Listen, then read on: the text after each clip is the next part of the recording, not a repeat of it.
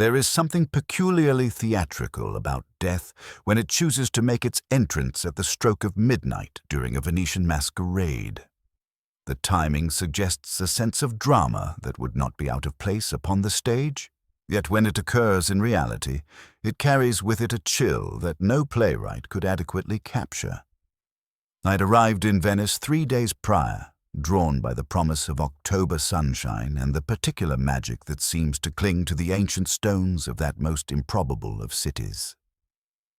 My friend Hercule Poirot had remained in London, occupied with what he termed a most tedious matter of a missing will, and I confess I was not entirely sorry to escape his methodical habits for a brief sojourn among more romantic surroundings. The invitation to Contessa Isabella Morosini's annual Venetian ball had come through mutual acquaintances, and the prospect of an evening among Venice's most distinguished society proved irresistible. The Palazzo Morosini stands upon the Grand Canal like a jewel set in dark water, its Gothic windows throwing golden rectangles of light across the gently lapping waves. Built in the 15th century, by a merchant prince whose fortune was founded upon spices and silk, it had passed through 7 generations of Morosinis, each adding their own treasures to its already magnificent collection. The current Contessa, a formidable woman of 65 with silver hair and eyes like polished steel, had transformed the annual ball into the most sought-after invitation of the autumn season. As my gondola approached the palazzo's water entrance, I could hear the soft strains of a string quartet drifting across the canal, mingling with the gentle splash of oars and the distant laughter of early arrivals. The Gothic arches were draped with silk in deep crimson and gold, while dozens of lanterns cast dancing shadows upon the ancient stones. It was a scene that might have been painted by Canaletto himself, all light and movement and timeless beauty. The ballroom was a marvel of Venetian craftsmanship, its ceiling adorned with frescoes depicting the triumphs of the Republic, while mirrors in elaborate gilded frames multiplied the light of crystal chandeliers until the very air seemed to shimmer.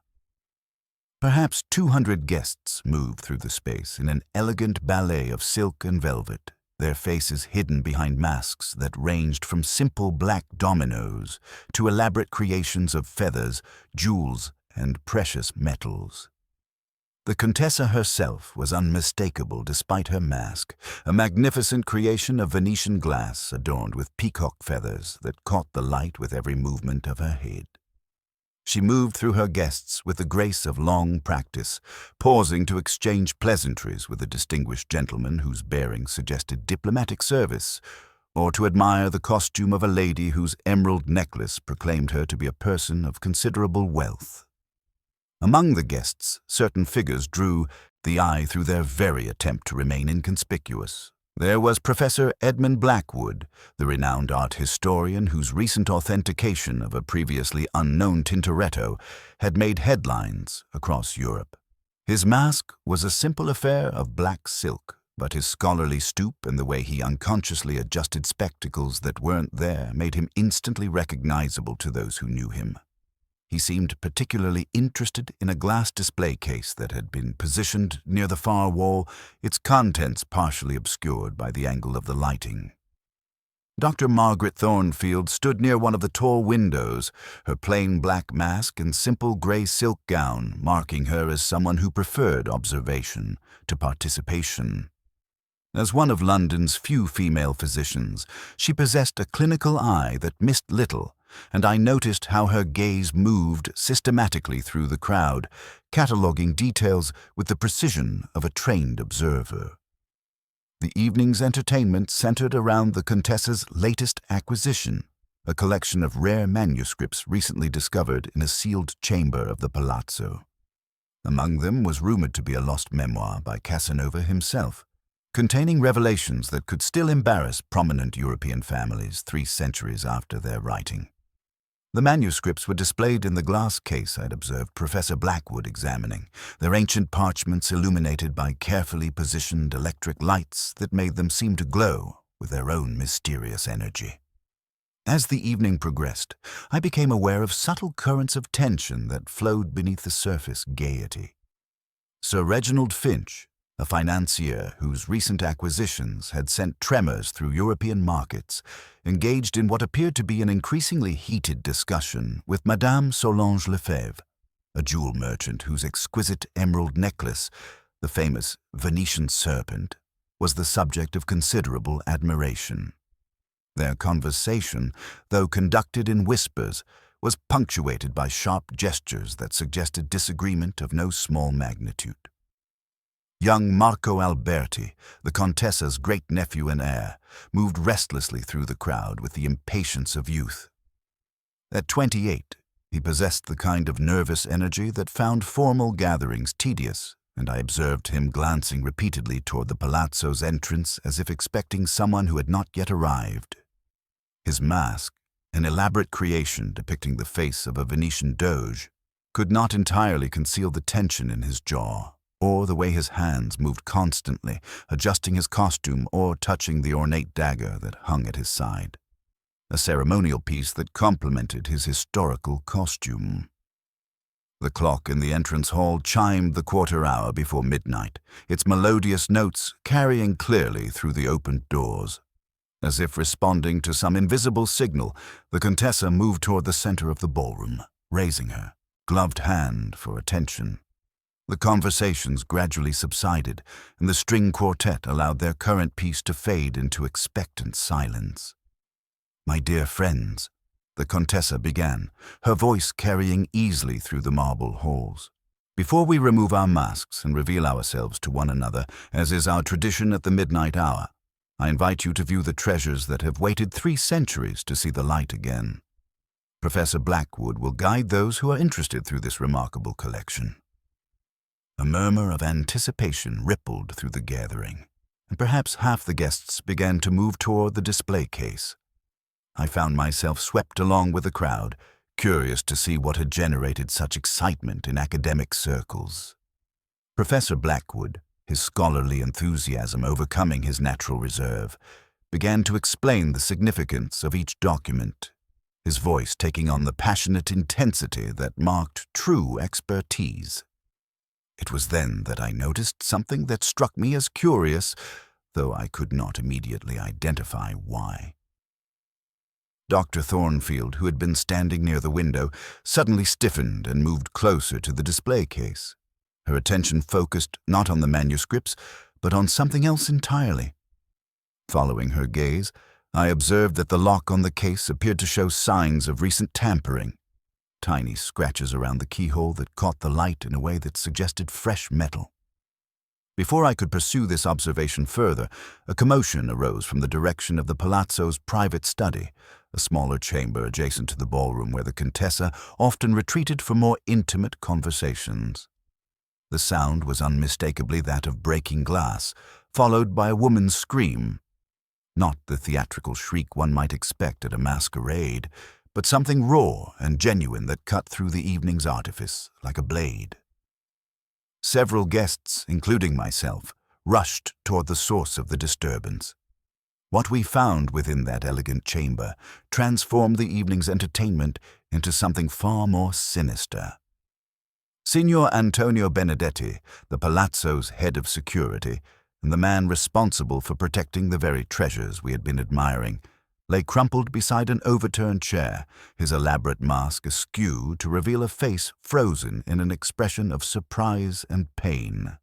A thin stiletto, the kind once favored by Venetian nobles, protruded from beneath his left shoulder blade, and the Persian carpet beneath him bore dark stains that told their own grim story. But it was Dr. Thornfield who made the second, equally shocking discovery. While the rest of us stood frozen by the sight of violent death, she had moved with clinical efficiency to examine the victim. Her sharp intake of breath drew our attention to what she had observed. The display case, which should have contained the precious Casanova manuscript, stood empty save for a small card bearing an elegant script. "Some secrets are too dangerous to preserve." The Venetian ball had ended, but a far more deadly masquerade was about to begin. As the guests stood in shocked silence, their festive masks now seeming grotesque in the presence of death, None could have imagined that the solution to this perplexing crime would soon require the services of a small Belgian gentleman whose reputation for unraveling the most complex mysteries was exceeded only by his pride in his magnificent mustaches. For at that very moment, in a modest hotel room overlooking the Rialto Bridge, Hercule Poirot was preparing for what he believed would be a peaceful night's rest, completely unaware that Venice's most challenging mystery was about to demand the attention of his little grey cells. The telegram had reached Poirot at his hotel near the Rialto at 6:30 in the morning, and by 8 o'clock he stood upon the water steps of the Palazzo Morosini, surveying the scene with those remarkable green eyes that seemed to catalogue every detail with scientific precision. I had sent the message myself, knowing that no ordinary investigation would suffice for so extraordinary a crime, and watching him emerge from the gondola in his immaculate grey suit, his moustaches waxed to perfection despite the early hour, I felt the familiar surge of confidence that accompanied his presence at any mystery. "Ah, Hastings," he said, taking my arm with that characteristic gesture of possession. "You have discovered for me a most intriguing puzzle. Is it not so? A murder at a masquerade ball.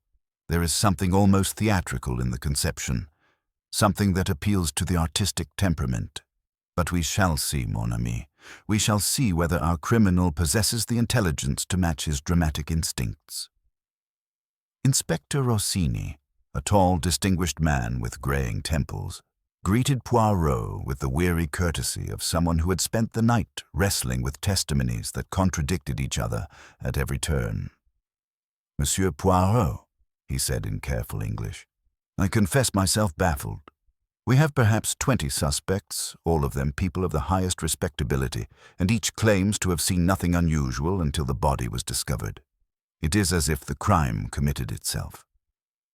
"But that, Inspector, is precisely what makes it interesting," Poirot replied, adjusting his tie with 2 precise movements. "When everyone claims innocence with such unanimity, it usually means that someone knows a great deal more than they are willing to admit. The art lies in discovering who that someone might be and why they choose silence over truth." We proceeded first to the study where the murder had taken place. The body had been removed, but the chalk outline remained, and Poirot examined it with the methodical attention of a scientist studying a particularly fascinating specimen. He noted the position of the overturned chair, the angle of the fallen figure, the curious fact that despite the violence of the crime, the rest of the room appeared almost unnaturally tidy. "You observe, Hastings," he murmured, crouching beside the outline, "that our poor Benedetti fell forward, yet the chair is overturned backward. This suggests he was struck from behind while seated, then rose instinctively before collapsing.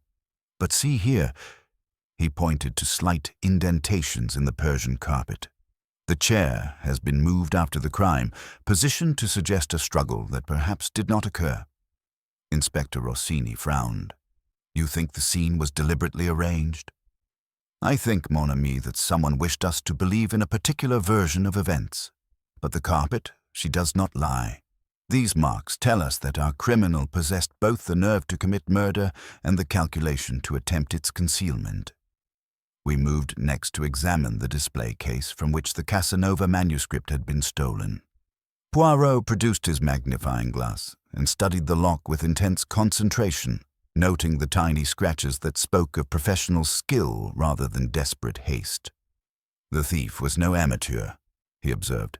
"These marks indicate the use of proper tools, applied with patience and expertise. Yet they took only the most valuable item, ignoring several other manuscripts of considerable worth. This suggests either remarkable self-discipline or very specific knowledge of what they sought." "The calling card troubles me most," Inspector Rossini admitted, producing the elegant note that had been left in place of the stolen manuscript. "Some secrets are too dangerous to preserve.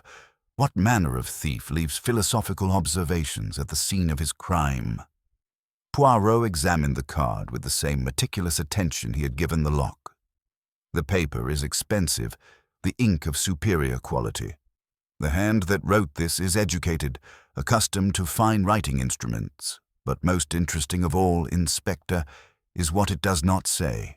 It does not claim the manuscript, does not threaten, does not boast. It merely suggests that the theft was performed as a service to society. This is not the work of a common criminal. As we prepared to interview the guests who remained at the palazzo, Poirot paused to study the faces around us. The Contessa maintained her dignity despite obvious distress, while young Marco Alberti paced restlessly, his nervous energy barely contained. Professor Blackwood hovered near the empty display case like a man mourning a personal loss, and Dr. Thornfield stood apart, observing the proceedings with clinical detachment. "Before we speak with our suspects," Poirot said quietly, "tell me about the victim. A man entrusted with such treasures must possess exceptional character." "By all accounts, Benedetti was above reproach," Rossini replied. 15 years with the family, unmarried, devoted to his duties. We have found no evidence of financial difficulties or personal entanglements that might have made him vulnerable. This information seemed to intrigue Poirot more than reassure him. "Then why, Inspector, was he killed? If he was honest and efficient, what made him dangerous to our criminal? Did he discover the theft in progress, or did he possess some knowledge that threatened someone among these distinguished guests?" As he spoke, his gaze moved systematically from face to face, and I saw several of the suspects shift uncomfortably under that penetrating stare. The little gray cells were already at work, sifting through the contradictions and deceptions that surrounded us like the morning mist rising from the Grand Canal. "Come, Hastings," he said finally, straightening his waistcoat with characteristic precision. "Let us begin to separate the wheat from the chaff. Somewhere among these masks and mysteries lies the truth, and I am most eager to make its acquaintance." The morning sun streamed through the tall windows of the palazzo's music room as Poirot arranged 2 chairs with mathematical precision, ensuring that each interview would provide him with an unobstructed view of his subject's face, while positioning himself where the light would reveal the smallest changes in expression. He had selected this intimate chamber over the echoing grandeur of the ballroom, declaring that truth flourished best in quiet spaces where voices could not hide behind architectural magnificence. Inspector Rossini observed these preparations with the weary patience of a man who had learned to trust methods he did not entirely understand. The Contessa Isabella Morosini entered first, her silver hair arranged with perfect precision despite the trials of the previous evening, her bearing that of someone accustomed to command even in the face of tragedy. Without her elaborate peacock mask, her face revealed the strength of character that had enabled her to maintain one of Venice's most distinguished households through decades of social and economic change, though the events of the night had etched new lines around her steel-gray eyes.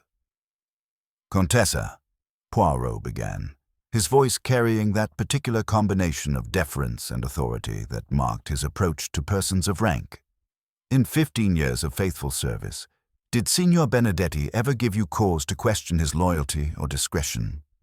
The question seemed to surprise her, and she paused before responding with careful precision that he had been utterly devoted, the most trusted of servants. When Poirot inquired whether Benedetti had seemed agitated during the evening, she admitted that, yes, there had been something unusual in his manner, a tension that manifested in urgent conversations with several guests, including Professor Blackwood and Dr. Thornfield. Her fingers traced the rim of her porcelain teacup as she spoke, and Poirot noted the almost imperceptible hesitation when she dismissed the possibility that Benedetti might have discovered something dangerous. Professor Edmund Blackwood entered next, his scholarly composure barely concealing an underlying nervousness that manifested in the constant adjustment of his spectacles and the way his fingers drummed silently against his knee. His enthusiasm brightened considerably when discussing the Casanova manuscript, which he declared absolutely authentic, based on parchment, ink, and handwriting analysis, possessing incalculable value, not merely in monetary terms, but as a historical document containing revelations about European families that retained their power to embarrass even after 3 centuries. When pressed about his conversation with Benedetti, the professor's composure faltered slightly as he admitted that the security chief had seemed concerned about something, asking whether Blackwood had noticed anything unusual about the display case and whether the security arrangements were adequate. Benedetti had become quite agitated when Blackwood mentioned that the lock showed signs of wear, requesting a closer examination that was interrupted by the Contessa's call for attention. Dr. Margaret Thornfield entered with the brisk efficiency that characterized all her movements, settling into the chair with practical grace and meeting Poirot's gaze with unflinching directness. Her medical training had given her powers of observation that exceeded those of most witnesses, and she reported that several guests had exhibited obvious signs of stress throughout the evening, including elevated pulse rates, perspiration despite the cool air, and nervous gestures. Sir Reginald Finch had been visibly agitated during his heated conversation with Madame Lefebvre, his hands trembling when he lifted his wine-glass, while young Alberti had been restless throughout, constantly checking his pocket watch and glancing toward the entrances. Most significantly, Benedetti had approached her with an unusual inquiry about certain poisons, specifically substances that could incapacitate someone quickly without causing immediate visible symptoms, showing particular interest in compounds that might cause temporary disorientation or memory loss. When she had asked why he required this information, he had said only that he wanted to be prepared for any eventuality. Marco Alberti fidgeted constantly during his interview, his gaze frequently darting toward the windows as if seeking escape, insisting that he had seen nothing while running a hand through his dark hair with nervous energy. He admitted to speaking with Professor Blackwood about the manuscript earlier in the evening, but claimed to have wandered off shortly after, looking for someone he described vaguely as a friend while avoiding Poirot's direct gaze. His alibi placed him in the garden and by the canal entrance, hearing the scream and returning inside, but the details remained frustratingly vague, his discomfort palpable as he mumbled his responses. The interviews with Sir Reginald Finch and Madame Solange Lefebvre proved equally illuminating in their evasions. Sir Reginald dismissed his argument with Madame Lefebvre as a minor business disagreement, claiming to have remained in the main ballroom throughout the crucial period, though he could name no one with whom he had spoken continuously.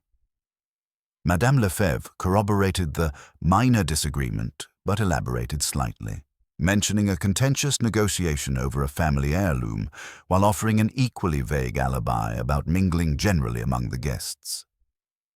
As the final interview concluded, Poirot sat in contemplative silence, his fingers steepled beneath his chin in the gesture I had learned to associate with intense mental activity. The morning's work had revealed a web of secrets and evasions, each thread carefully concealed but visible to his trained eye. Benedetti had not been the innocent victim of a random crime, but a man who had suspected something, discovered something, perhaps even attempted to prevent something that had ultimately cost him his life. The little gray cells were already at work, sifting through contradictions and deceptions that surrounded the case like morning mist rising from the Grand Canal.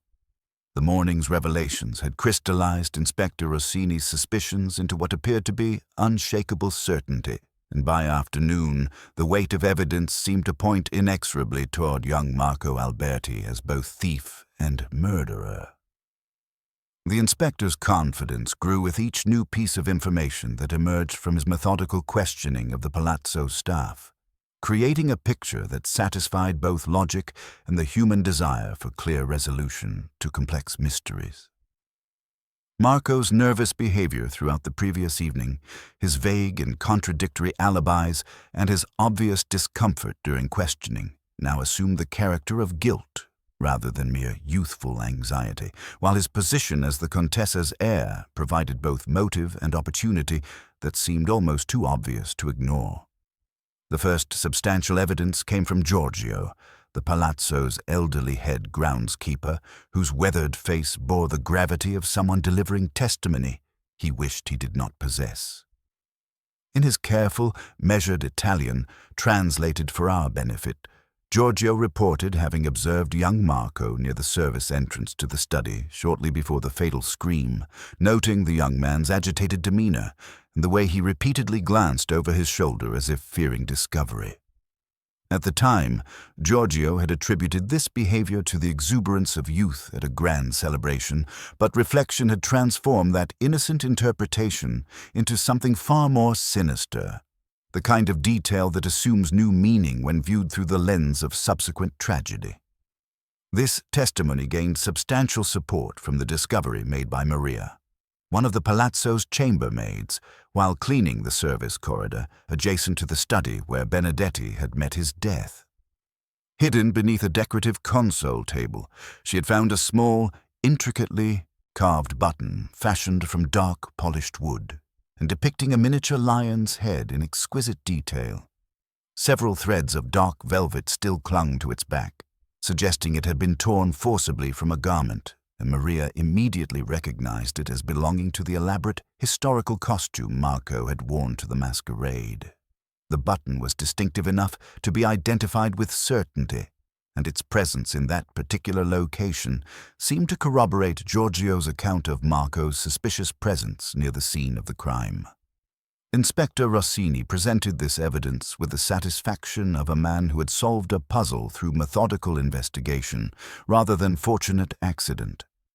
"The sequence of events becomes clear," he explained, arranging the physical evidence on the table before us with prosecutorial precision. Young Alberti, pressed by gambling debts that threatened both his reputation and his inheritance, saw the Casanova manuscript as a solution to his financial difficulties.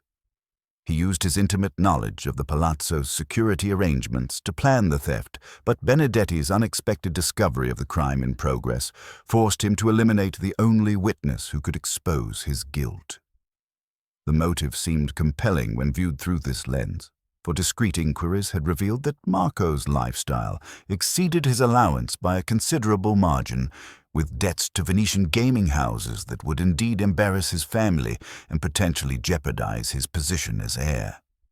The valuable manuscript represented not merely money, but salvation from the consequences of his improvidence, while Benedetti's murder could be explained as the desperate act of a young man who saw his future crumbling before his eyes. When Marco was brought in for formal questioning that afternoon, his earlier nervousness had evolved into something approaching panic, manifesting in the volatile mixture of indignation and fear that often accompanies guilt when confronted with evidence. He denied any involvement in either crime with increasing desperation, insisting that the button must have been lost during some earlier, innocent activity, perhaps torn loose during the evening's dancing or while navigating the crowded ballroom. His alibi remained frustratingly vague, centered around his claimed search for a young woman whose name he could not recall and who had supposedly arranged to meet him in the palazzo's gardens, a story that grew less convincing with each repetition. Poirot observed this interrogation from his customary position in the corner of the room, his silence more eloquent than any spoken commentary, his green eyes cataloguing every gesture and inflection with scientific precision. While Inspector Rossini saw confirmation of guilt in Marco's sweating forehead, trembling hands, and increasingly contradictory explanations, Poirot's expression suggested a more complex interpretation of these symptoms. The young man's panic felt genuine but unfocused, the terror of someone caught in circumstances beyond his understanding rather than the calculated fear of a murderer facing exposure. As the questioning continued, Poirot's attention was drawn to subtle inconsistencies that troubled his methodical mind. The murder had been executed with precision, the stiletto finding its mark with an accuracy that suggested either exceptional luck or considerable skill, yet Marco's current behavior displayed none of the cold calculation such a crime would require. Moreover, the elegant note left in place of the stolen manuscript continued to puzzle him, its philosophical tone and superior penmanship seeming inconsistent with the profile of a desperate young gambler driven to violence by financial necessity. The afternoon's most significant development came when a thorough search of the guest quarters revealed additional evidence that complicated the apparently straightforward case against Marco. Hidden beneath the mattress in Professor Blackwood's room, the staff discovered a leather portfolio containing detailed floor plans of the palazzo, security schedules written in the professor's distinctive handwriting, and extensive notes about the manuscript collection that demonstrated knowledge far exceeding casual academic interest. This discovery transformed Rossini's certainty into confusion, while Poirot received the news with the quiet satisfaction of someone whose suspicions had been validated. "You observe, Inspector," Poirot said gently, "how our simple case grows complex with each new revelation. We now possess evidence suggesting the guilt of two different individuals, yet both sets of evidence appear almost too convenient, too perfectly arranged to satisfy a truly methodical investigation. This suggests a mind of considerable sophistication, someone who understands both human nature and police procedure well enough to manipulate both to his advantage." As evening approached and the shadows lengthened through the palazzo's ancient windows, Inspector Rossini found his earlier confidence shaken by the multiplication of suspects and evidence. Poirot's request for additional time before making arrests seemed increasingly reasonable, though the pressure for swift resolution in such a high-profile case remained intense.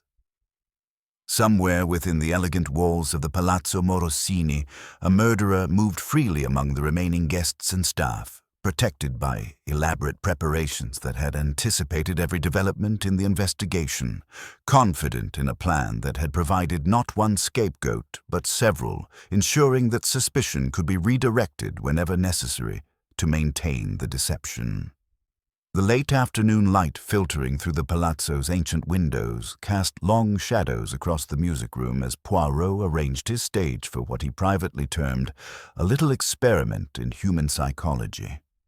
He had requested that all remaining suspects gather for what Inspector Rossini assumed would be another round of formal questioning, but Poirot's intentions were far more subtle and infinitely more revealing. The Belgian detective positioned himself near the tall windows where the lagoon light would illuminate every facial expression, every nervous gesture, every involuntary reaction that might betray guilt or innocence among his carefully assembled audience. With theatrical precision that would have impressed the greatest actors of La Fenice, Poirot produced a silver tray bearing elegant fountain pens and cream-colored cards, announcing that he required each person to perform a simple task that would, he assured them with deceptive mildness, clarify certain aspects of the investigation. The request seemed innocent enough until he spoke the words they were to write. "Some secrets are too dangerous to preserve." The phrase hung in the air like incense, and I observed how each suspect reacted to hearing those familiar words that had been left in place of the stolen manuscript. The Contessa approached the writing table with aristocratic composure, her silver head held high, but I noticed the slight tremor in her fingers as she gripped the pen, suggesting that even her formidable self-control was not entirely proof against the psychological pressure Poirot was applying. Professor Blackwood hesitated longest over the task, his scholarly precision warring with obvious discomfort as perspiration formed at his temples despite the cool October air. His hand moved across the paper with the careful deliberation of someone acutely aware that handwriting could reveal character as surely as fingerprints revealed identity. Dr. Thornfield completed the exercise with clinical efficiency, her medical training evident in the steady precision of her script, though she favored Poirot with a knowing glance that suggested she understood exactly what he was attempting to accomplish. Sir Reginald gripped the pen as if it were a legal document that might cost him his fortune, his usually confident demeanor replaced by the careful calculation of a man walking through a minefield. Madame Lefebvre added unnecessary flourishes to her writing, her jeweler's vanity for ornament betraying itself even under stress, while young Marco's hand shook so violently that the pen squeaked against the paper as he hurried through the task. Having collected the handwriting samples with satisfaction, Poirot introduced his second psychological probe by producing an elegant stiletto from the Palazzo's collection, requesting that each person examine it as a work of art, while he observed their reactions with scientific precision. Professor Blackwood handled the weapon with scholarly distaste, holding it between thumb and forefinger, as if it were a contaminated specimen. Sir Reginald unconsciously tested its balance before catching himself, his military training briefly overriding his civilian caution. The Contessa accepted it with ancestral melancholy, as if recognizing an instrument that had played its role in her family's long history. Most revealing of all was Dr. Thornfield, who took the stiletto with the controlled precision of a surgeon, her thumb testing the blade's edge with professional interest before she smiled at Poirot's obvious attention to her technique. Marco's trembling fingers could barely maintain their grip, while Madame Lefebvre admired the decorative hilt with the appreciation of someone accustomed to evaluating precious objects. Each reaction provided Poirot with another piece of the psychological puzzle he was methodically assembling. The afternoon's most dramatic development came when Poirot, with apparent casualness, mentioned that the investigation had uncovered evidence suggesting the Casanova manuscript had been recovered, hidden in an obvious location that only exceptional carelessness could have overlooked.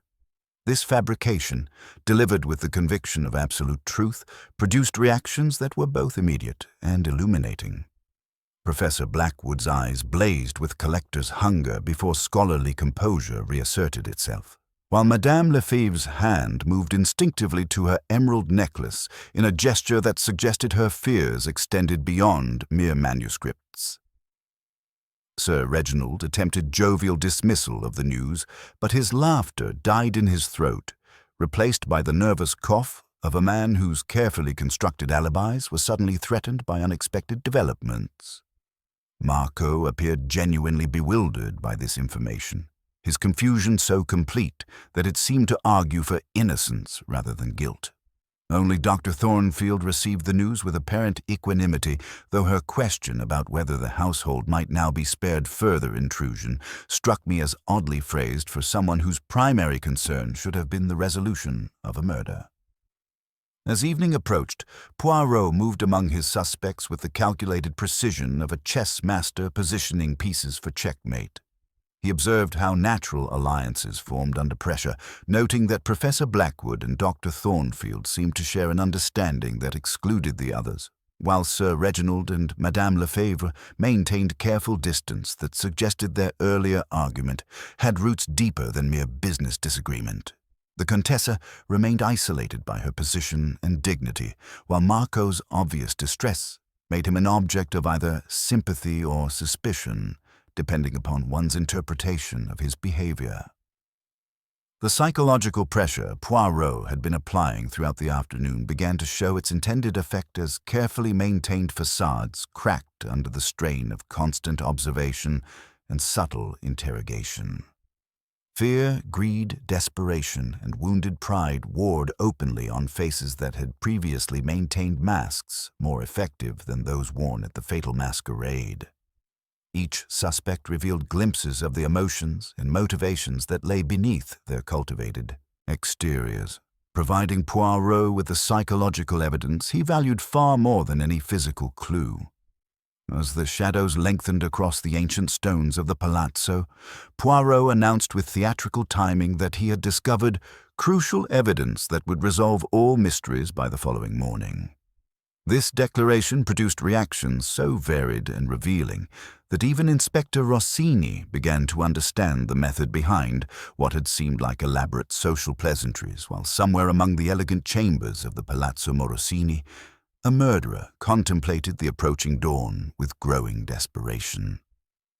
The second dawn at the Palazzo Morosini brought with it a discovery that transformed what had appeared to be a straightforward investigation into something far more sinister and complex. I was awakened before 6 by urgent knocking at my chamber door, and emerged to find Inspector Rossini's face bearing the expression of a man whose carefully constructed theories had been demolished by reality's refusal to conform to logic. The news he brought struck me with the force of a physical blow, for Professor Edmund Blackwood had been discovered in his study, slumped over his writing desk in what appeared to be the peaceful repose of death. A half-empty vial of prussic acid beside his hand, and a confession letter written in his distinctive academic script admitting to both the theft of the Casanova manuscript and the murder of poor Benedetti. The letter, penned in Blackwood's precise handwriting, portrayed the crime as an act of scholarly conscience gone tragically wrong. According to this document, he had arranged to steal the manuscript to prevent its scandalous revelations from destroying reputations built over centuries, claiming to act from academic responsibility rather than personal gain. When Benedetti discovered him in the act, a struggle ensued during which the security chief was accidentally stabbed, leading to desperate attempts at concealment through planted evidence and misdirection. The confession concluded with expressions of remorse so profound that suicide seemed the only honorable resolution, a final act of academic integrity from a man whose principles had led him into unforgivable crime. Inspector Rossini presented this development with the weary relief of someone whose burden had been unexpectedly lifted, declaring the case closed with Blackwood's death, providing both confession and justice. The professor's suicide seemed to explain every puzzling element of the investigation, from the sophisticated planning that had characterized both crimes to the planted evidence that had implicated young Marco Alberti. Academic pride had driven him to protect historical reputations. Academic guilt had tormented him beyond endurance, and academic precision had enabled him to orchestrate his own death as methodically as he had planned the original theft. Yet Poirot received this convenient resolution with the skeptical attention he reserved for explanations that satisfied every requirement except truth.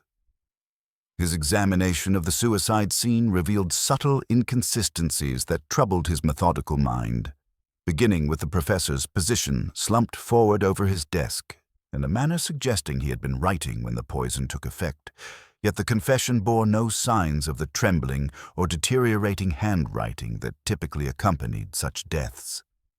The empty vial had rolled too far from the desk to have simply fallen from relaxing fingers, while the absence of any water glass or other liquid suggested a method of ingestion that seemed inconsistent with deliberate self-administration. More significantly, Poirot's analysis of the confession letter revealed anomalies that only his trained eye would detect. While the handwriting was undoubtedly Blackwood's, the phrasing contained expressions and constructions that seemed foreign to the professor's usual scholarly precision.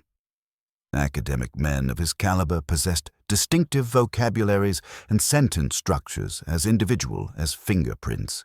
Yet this final composition lacked the characteristic complexity and classical allusions that had marked all his previous correspondence. The confession read like a skilled imitation of Blackwood's style rather than an authentic expression of his thoughts and emotions. The investigation of Blackwood's chamber revealed additional evidence that deepened rather than resolved the mystery surrounding his death. His extensive notes about the manuscript collection had vanished, though the chambermaid insisted she had seen them on his desk the previous evening. The leather portfolio containing floor plans and security information had been systematically searched, with several crucial pages torn out and presumably destroyed, eliminating evidence that might have revealed the true scope of his knowledge or the source of his information about the palazzo's vulnerabilities. Most puzzling of all was the discovery that Blackwood had received a visitor during the night, evidenced by 2 brandy snifters on the small table near his window, both bearing traces of the finest Napoleon cognac, from the Contessa's private collection. One glass showed clear fingerprints matching the professor's own, but the second had been carefully wiped clean, suggesting that someone had shared a final drink with the doomed scholar before ensuring his permanent silence. The timing of this visit could be established with reasonable precision, as the night watchman reported seeing light in Blackwood's window until approximately 2 o'clock, after which the chamber had remained dark. As news of the professor's death spread through the palazzo, the reactions of the remaining suspects provided Poirot with additional insights into the complex web of relationships and motivations that surrounded both crimes. Dr. Thornfield examined the body with clinical detachment, confirming cyanide poisoning while noting the unusually peaceful expression that suggested the victim had been unconscious before the poison took full effect. Her observation that such a death required both access to dangerous chemicals and precise knowledge of dosages seemed particularly significant given her earlier conversation with Benedetti about incapacitating substances. Marco Alberti's relief at being cleared of suspicion warred with genuine distress at the professor's fate, his emotional responses seeming too authentic to be fabricated by someone capable of such elaborate deception. Sir Reginald and Madame Lefebvre maintained careful composure while expressing appropriate regret, though both seemed more concerned with when they might be permitted to leave Venice than with the tragedy that had befallen their fellow guest. The Contessa received the news with aristocratic stoicism, though I observed her hands trembling slightly as she made arrangements for the professor's belongings to be handled with appropriate ceremony. Throughout these developments, Poirot maintained his characteristic silence, absorbing information while revealing nothing of his own conclusions. His request to examine Blackwood's personal effects with particular attention to correspondence and financial records suggested that the Belgian detective remained far from satisfied with the apparent resolution. When Inspector Rossini pressed him for confirmation that the case was closed, Poirot's response was characteristically enigmatic. "The professor's death answers many questions, Inspector, but it also asks several new ones that demand our most careful attention."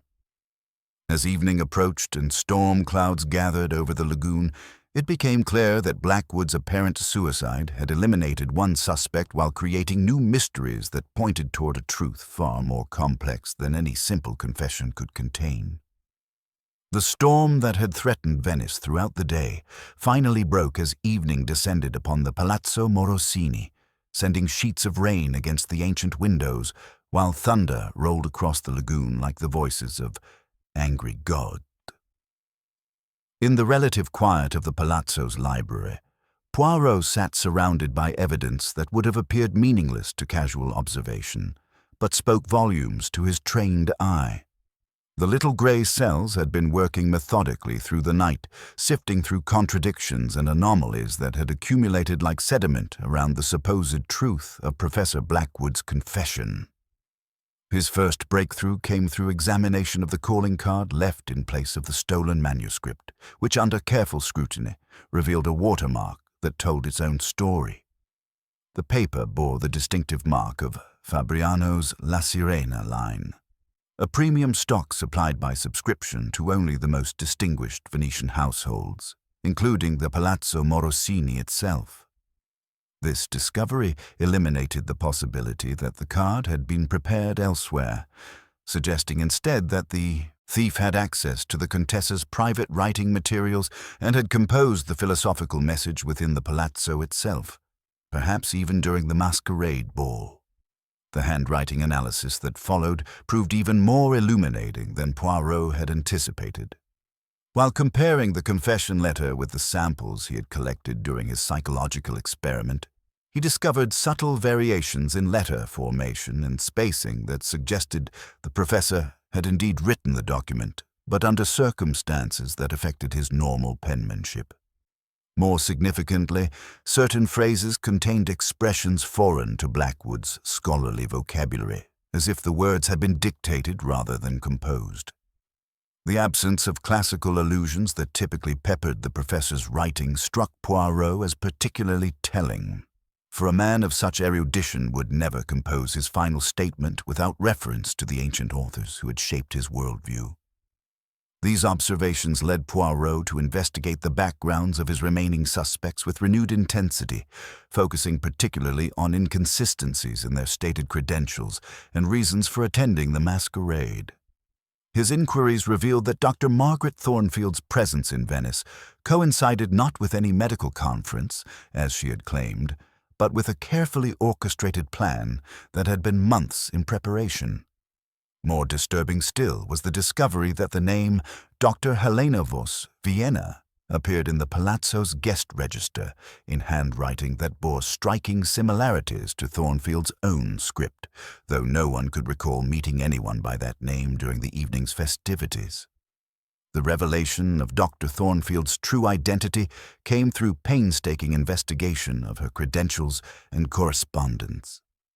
Telegraph inquiries to London medical authorities revealed that while Margaret Thornfield was indeed a licensed physician, her background included extensive training in toxicology and forensic medicine that far exceeded the requirements of general practice.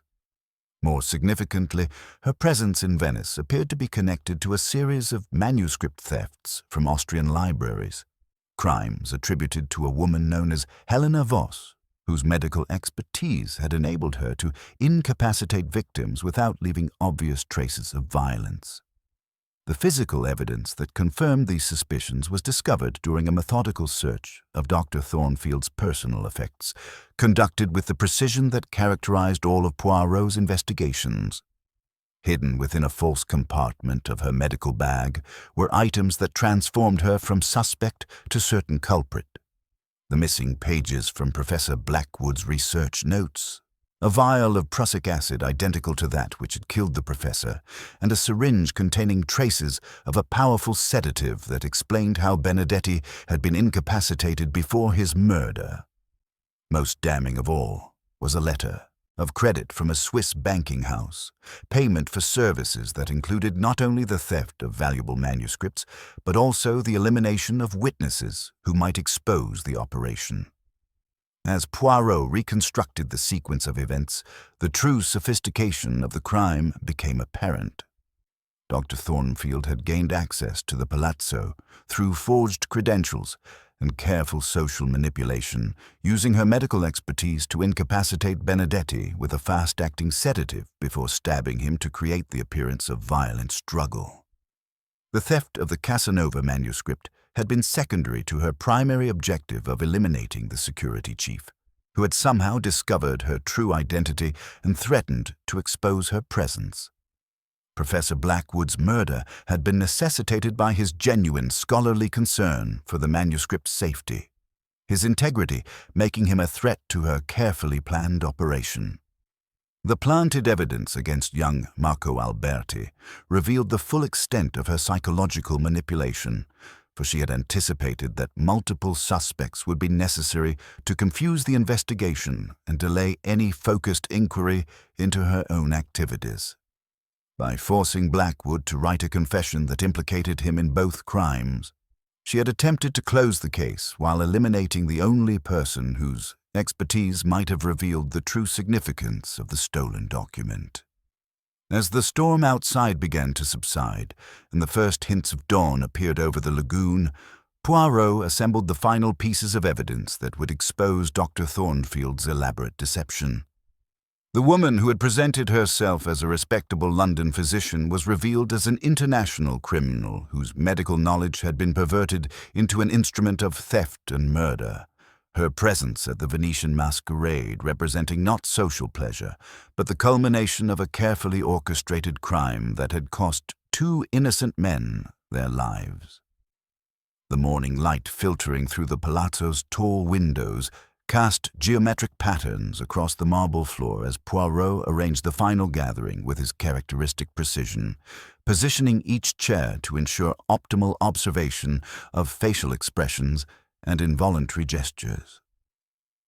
The grand salon overlooking the Grand Canal had witnessed centuries of Venetian intrigue, but rarely had it hosted a revelation as methodically orchestrated as the one about to unfold. Inspector Rossini stood near the ornate fireplace with the patient resignation of a man who had learned to trust methods beyond his comprehension, while the assembled suspects took their places with varying degrees of apprehension and curiosity. The Contessa maintained her aristocratic composure despite the trials that had befallen her household, her silver hair arranged with perfect precision and her steel-gray eyes alert to every nuance of the proceedings. Young Marco Alberti fidgeted with nervous energy, his earlier relief at being cleared of suspicion now replaced by anxious anticipation of what revelations might emerge. Sir Reginald Finch and Madame Solange Lefebvre maintained careful distance from each other, their earlier arguments still casting shadows over their interactions, while Dr. Margaret Thornfield observed the proceedings with the clinical detachment that had characterized all her responses since arriving at the palazzo. "Mesdames et messieurs," Poirot began, his voice carrying the authority of absolute certainty, "we have been witness to crimes remarkable not merely for their audacity, but for the psychological sophistication with which they were conceived and executed. What appeared to be desperate acts of amateur criminality were in fact the carefully orchestrated performance of a professional whose expertise extended far beyond ordinary skills of deception." His green eyes moved systematically across the assembled faces, cataloguing each reaction with scientific precision. The Belgian detective began his methodical reconstruction by addressing the false trails that had been deliberately laid to misdirect the investigation. "Young Monsieur Alberti," he said, turning toward Marco with paternal gentleness, "your behavior throughout this tragedy suggested guilt to those who observe only surface manifestations. The nervousness, the contradictory alibis, the convenient discovery of your button near the scene of the crime, sir, yet Hercule Poirot observed something else entirely. Your panic possessed the raw authenticity of youth caught in circumstances beyond comprehension, not the calculated fear of a murderer facing exposure." Marco's visible relief was interrupted by Poirot's attention shifting to the second false suspect. Professor Blackwood's apparent confession seemed to resolve all mysteries with convenient finality. A respected scholar, driven by misguided academic conscience, takes responsibility for both theft and murder before ending his own tormented existence. Yet the little gray cells, they whispered that such perfection demanded closer examination. He produced the confession letter, holding it with the reverence due to evidence. This document bears the professor's handwriting, but not his voice. The scholarly allusions that peppered all his correspondence are conspicuously absent, replaced by phrases foreign to his academic vocabulary. The professor wrote these words, yes, but under circumstances that made him a scribe rather than an author. The physical evidence accumulated with mathematical precision as Poirot revealed the fruits of his investigation. The calling card left in place of the stolen manuscript bore the watermark of the Contessa's private stationery, indicating composition within the palazzo itself. The brandy glasses from Blackwood's chamber told their own story of a final visitor who had shared a last drink before ensuring permanent silence. Most significantly, the professor's research notes contained gaps where crucial pages had been systematically removed, eliminating evidence that might have exposed the true scope of the conspiracy. The murder of poor Benedetti, Poirot continued with genuine regret, was necessitated not by his accidental discovery of theft in progress, but by his recognition of our criminal's true identity. 15 years of faithful service had given him institutional memory that proved dangerous to someone whose presence at the masquerade represented not social pleasure, but professional calculation. The reconstruction revealed how the security chief had been incapacitated with sophisticated medical knowledge before the stiletto delivered its fatal message, creating the appearance of violent struggle while concealing the clinical precision of the actual crime. As Poirot's exposition progressed, the psychological profile of the true criminal emerged with increasing clarity. We seek someone possessing medical expertise sufficient to incapacitate victims without leaving obvious traces. Someone with access to rare poisons and the knowledge to administer them with surgical precision. Someone whose professional training provided intimate familiarity with the effects of various compounds upon human physiology and whose social position granted access to the most distinguished households of Europe. The tension in the room became palpable as Poirot's methodical analysis eliminated each innocent suspect while building an inexorable case against the true culprit. His gaze moved systematically from face to face, noting how each person responded to the mounting evidence. observing the subtle changes in posture and expression that revealed guilt or innocence with scientific accuracy. Somewhere among the elegant furnishings of the Palazzo Morosini sat a killer whose elaborate preparations had anticipated every development in the investigation, confident in a deception that had provided multiple scapegoats while concealing the true scope of an international criminal enterprise.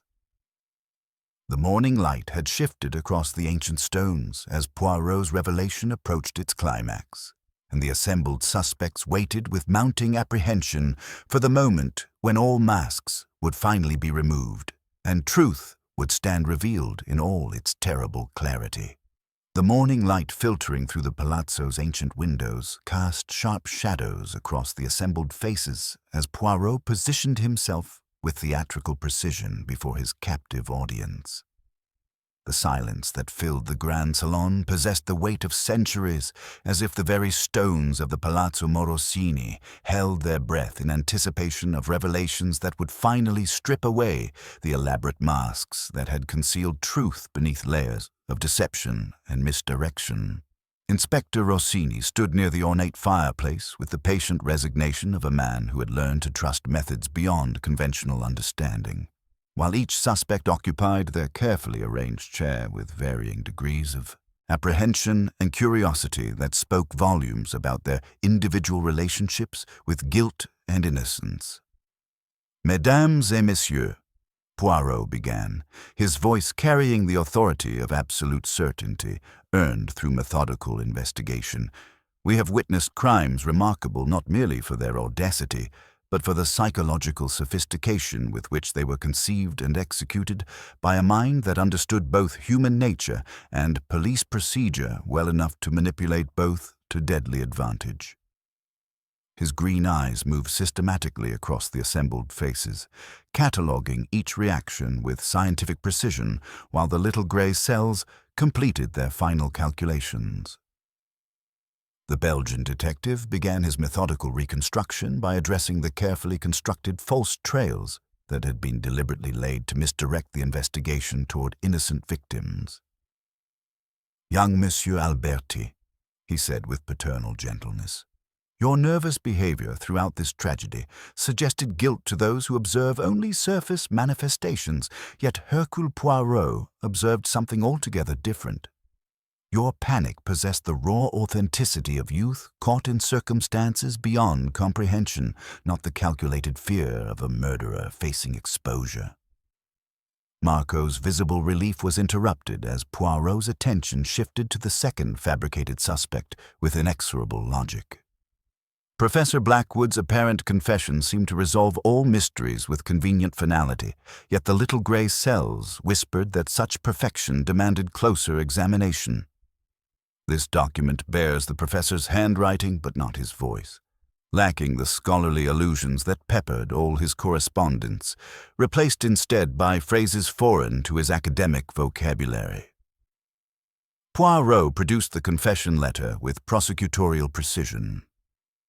The professor wrote these words under circumstances that made him a scribe rather than an author, compelled by someone whose medical expertise included knowledge of compounds that could ensure compliance while maintaining the appearance of voluntary cooperation.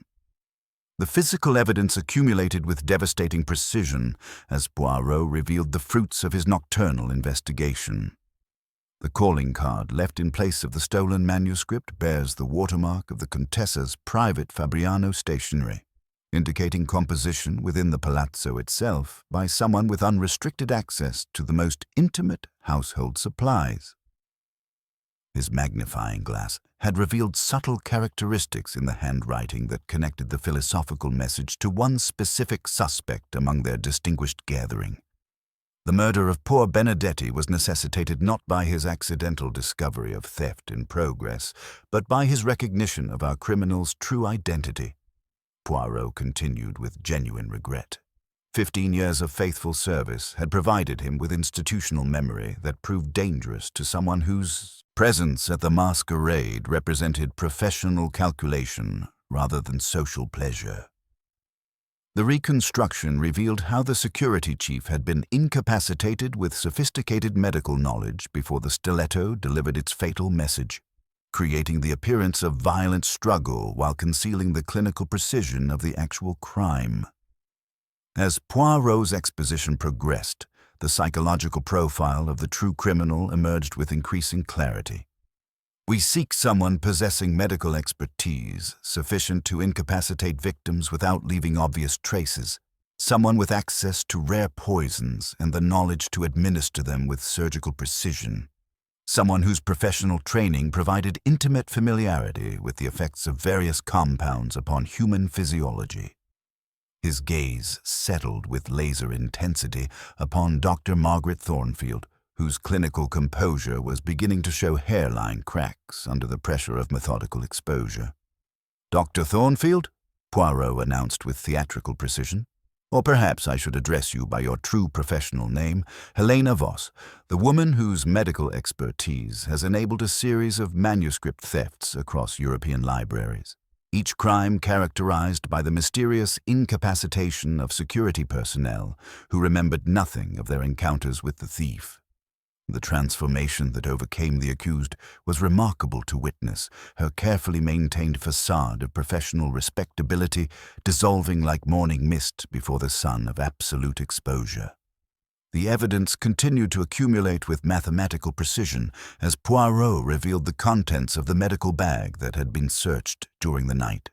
The vial of prussic acid, identical to that which killed Professor Blackwood, the syringe containing traces of powerful sedatives, and most damning of all, the missing pages from the professor's research notes, torn out to eliminate evidence of his growing suspicions about the mysterious Dr. Voss, whose reputation had preceded her to Venice through criminal rather than medical channels.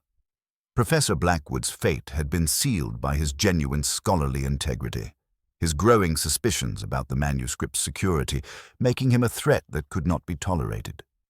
You visited him during the night, sharing cognac from the Contessa's private collection while compelling him to write a confession that would close the investigation with convenient finality.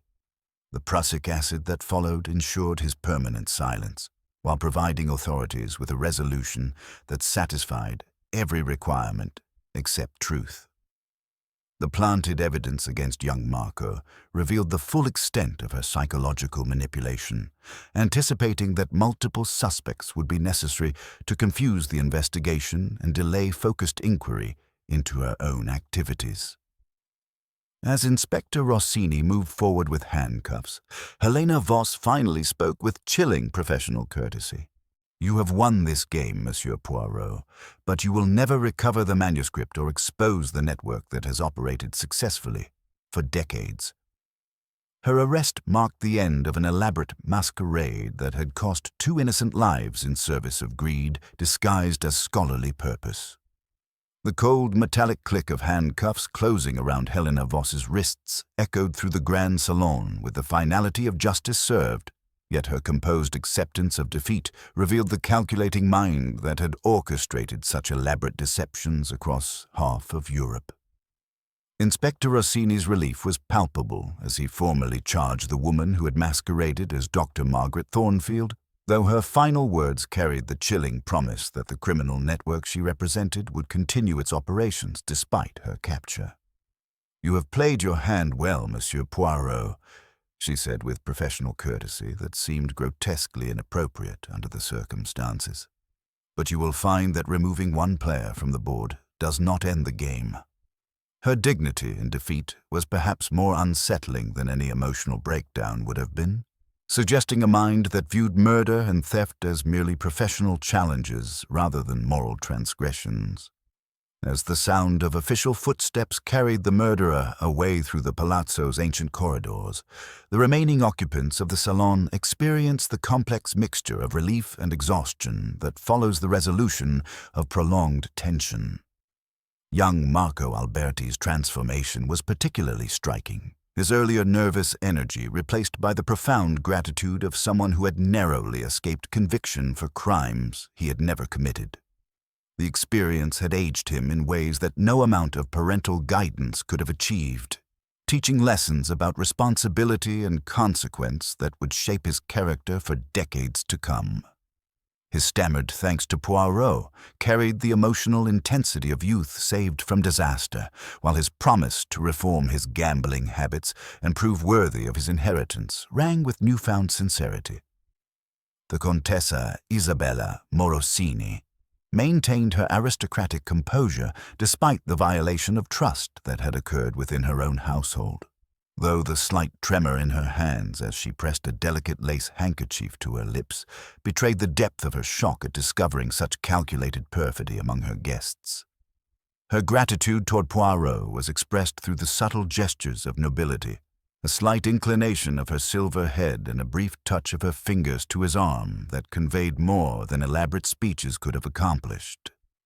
The palazzo that had witnessed centuries of Venetian intrigue had rarely hosted a deception so elaborate or consequences so deadly. The recovery of the stolen Casanova manuscript provided the final piece of material evidence that completed Poirot's methodical investigation. His examination of Helena Voss's personal effects had revealed the document's hiding place within a specially constructed compartment of her medical bag, where ancient parchment lay protected by modern conservation materials that spoke to the professional nature of her criminal enterprise. The precious manuscript emerged unharmed from its temporary captivity, its scandalous secrets intact and ready to resume their place in the Contessa's carefully curated collection. Professor Blackwood's authentication had been accurate in every detail, making the manuscript's recovery a victory for scholarship as well as justice. Sir Reginald Finch and Madame Solange Lefebvre, who had been caught in the periphery of the investigation, exchanged glances that suggested their earlier business disagreements now seemed trivial in comparison to the depths of human depravity they had witnessed. Their mysterious negotiations concluded with handshakes that indicated mutual understanding, while both seemed eager to depart Venice and leave behind memories of a masquerade ball that had revealed truths far more disturbing than any fictional entertainment. The experience had reminded them that beneath the veneer of civilized society lurked motivations and methods that could corrupt even the most respectable professions. Poirot stood for a moment at the tall windows overlooking the Grand Canal, watching gondolas navigate the waterway with their ancient grace while reflecting upon the eternal human capacity for both creation and destruction. "It is always the same, Hastings," he mused, his green eyes thoughtful as they surveyed the scene below. "The human heart, she is a labyrinth filled with dark passages and hidden chambers where motives twist and turn, often disguised even from ourselves. This Helena Voss possessed brilliant intellect, surgical precision, and scholarly dedication, yet all these gifts were perverted by avarice and complete disregard for human life." The psychological implications of the case continued to occupy his methodical mind as afternoon shadows began to lengthen across the palazzo's marble floors. Helena Voss's medical training had provided perfect cover for activities that required access to the most exclusive social circles, while her expertise with exotic compounds had eliminated witnesses with clinical efficiency. Her attempt to convince authorities that she had acted alone was clearly designed to protect the international organization that specialized in cultural theft, though Poirot's investigation had revealed enough evidence to seriously disrupt their operations across European institutions. As preparations began for departure from Venice, each survivor carried memories that would forever change their understanding of human nature's capacity for deception. The little gray cells had once again proven superior to elaborate criminal planning. Yet Poirot understood that somewhere in the shadows of European society, other Helena Vosses continued their deadly work, protected by respectability and enabled by the very trust that made civilization possible. Justice had been served in this particular case, but the eternal struggle between order and chaos would continue as long as human hearts harbored the seeds of both creation and destruction. The afternoon sun cast golden reflections across the Grand Canal as Venice emerged from the storm that had mirrored the tempest within the Palazzo Morosini. her ancient stones seeming to exhale with relief now that justice had been served and order restored to one of her most distinguished households. The city herself appeared cleansed by the night's rain, her bridges and palaces gleaming with renewed dignity, while the gentle lapping of canal waters against weathered foundations provided peaceful counterpoint to the violent events that had shattered the tranquility of the Contessa's masquerade ball. Inspector Rossini had departed with visible satisfaction, escorting Helena Voss toward formal charges that would likely result in her spending the remainder of her life contemplating the consequences of perverted brilliance, while the remaining guests scattered to their various destinations, carrying memories that would forever alter their understanding of human nature's capacity for elaborate deception. The Contessa Isabella Morosini emerged from the palazzo's shadowed interior with the measured dignity that had sustained her family through 7 centuries of Venetian history, her silver hair catching the afternoon light like spun metal as she approached to bid farewell to the Belgian detective who had restored honor to her household. Her gratitude was expressed through the subtle gestures of nobility, the presentation of an ancient cameo that had belonged to her grandmother, a token acknowledging debt beyond monetary calculation. "Monsieur Poirot," she said with quiet intensity, "you have saved not merely my family's reputation, but perhaps the lives of other innocent victims who might have fallen prey to that woman's calculated evil." Young Marco Alberti's transformation remained perhaps the most striking consequence of the entire affair, his earlier nervous energy replaced by the sober responsibility of someone who had glimpsed the abyss of wrongful conviction and found it appropriately terrifying. His stammered promises of reform carried the weight of genuine conversion, while his gratitude toward Poirot manifested in the awkward intensity of youth, saved from disaster. The experience had provided education that no university could have offered, teaching lessons about character, consequence, and the fragile nature of reputation that would guide his decisions for decades to come. As the gondola glided toward the railway station, Poirot reflected upon the psychological complexities that had made this case particularly fascinating to his methodical mind. "Helena Voss possessed every advantage that society could offer, Hastings," he mused, his green eyes contemplating the passing palaces. Brilliant intellect, professional training, social position, access to the most exclusive circles of European culture. Yet all these gifts were corrupted by avarice and complete disregard for human life, transforming healing skills into instruments of death and scholarly expertise into tools of theft. The stolen Casanova manuscript, now safely restored to its rightful place, represented more than mere monetary value or historical significance. It embodied the eternal human struggle between preservation and destruction, between those who create and protect cultural treasures and those who would exploit them for personal gain. Professor Blackwood's tragic fate served as reminder that integrity, while admirable, could prove dangerous when confronted by minds that recognized no moral boundaries. "You observe, mon ami," Poirot continued as Venice receded behind them, "how criminal brilliance, no matter how sophisticated, ultimately contains the seeds of its own destruction through the very human weaknesses that motivate wrongdoing. Pride, greed, fear, and the desperate need to appear innocent inevitably create the contradictions and inconsistencies that the little gray cells can detect and analyze with scientific precision. Helena Voss's downfall had come not through any single dramatic error, but through the accumulation of tiny imperfections in her elaborate performance, each one invisible to casual observation, but revealing to methodical investigation. The rhythmic clicking of train wheels against track provided soothing accompaniment to his reflections on human nature's capacity for both creation and destruction. Somewhere in the shadows of European society, other Helena Vosses continued their deadly work, protected by respectability and enabled by the very trust that made civilization possible. Yet each exposure of such corruption strengthened society's defenses against future predation, while each successful investigation demonstrated that no criminal scheme, however elaborate, could ultimately prevail against the combined forces of justice and methodical reasoning.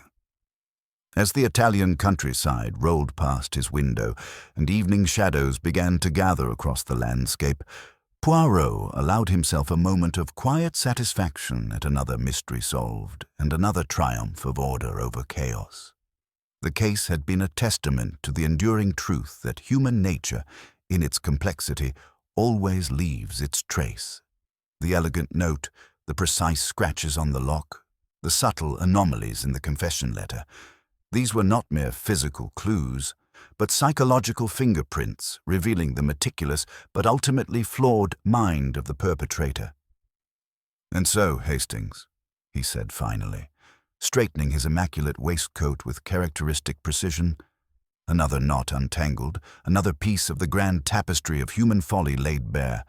The masks have fallen, and the truth, though sometimes ugly, has been revealed in all its magnificent order.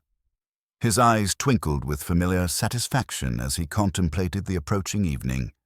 Now, perhaps, a good cup of hot chocolate, for even the little grey cells require their proper sustenance after such exertions. With this perfectly characteristic request, Hercule Poirot concluded another chapter in his endless campaign against the forces of chaos, leaving Venice to her timeless secrets and her newly restored sense of order, confident that justice had once again triumphed through the methodical application of reason to the eternal mysteries of the human heart.